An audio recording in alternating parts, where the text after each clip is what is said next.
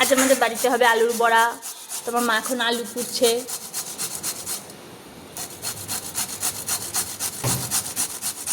কটা আলু দিল? 3টে, ছোটো ছোটো 4টে।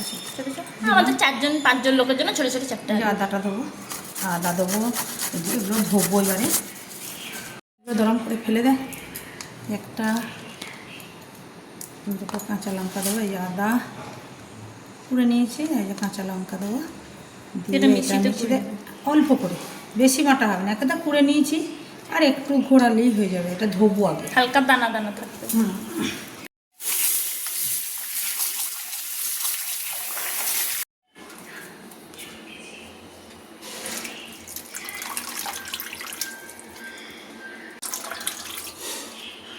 এটা দিয়ে দেবো লঙ্কা, আলু,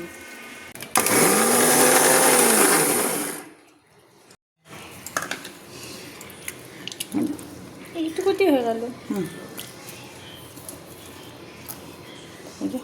আদা বাটা, শুধু লঙ্কাটা ইয়ে হয়ে গেল, শুধু লঙ্কাটা আদা বাটা হয়ে গেল, আদাটা হয়ে গেল একটু বাটা, ব্যাস।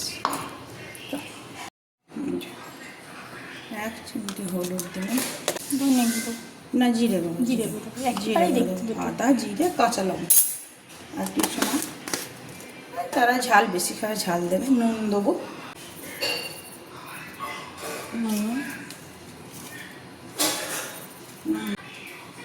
1 চিমটি বেসন আছে বাইন্ডিংয়ের জন্য। বেসন জাস্ট একটু